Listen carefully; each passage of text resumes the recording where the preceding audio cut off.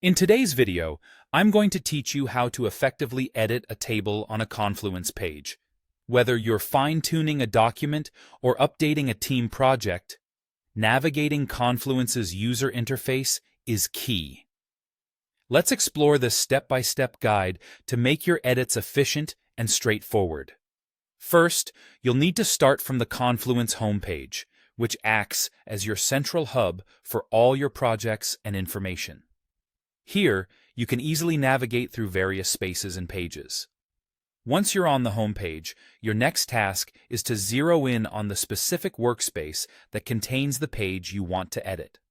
This structured approach helps maintain focus, especially if you're managing multiple projects across different workspaces. After selecting your workspace, glance through its contents and identify the page where the table resides.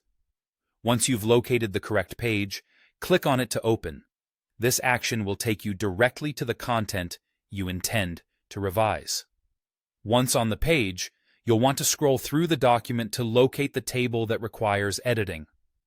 This is your target area where most of the action will happen.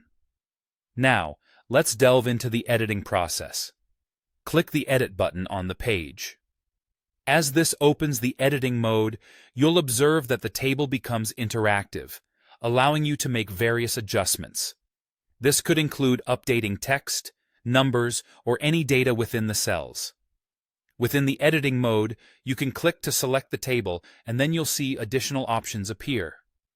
These tools are essential for tailoring the table to meet your specific needs. You have the freedom to change the background color, add new columns for additional data, or even clear or delete existing columns if they're not needed anymore. Moreover, an extremely useful feature is the ability to sort data within the table, either in increasing or decreasing order.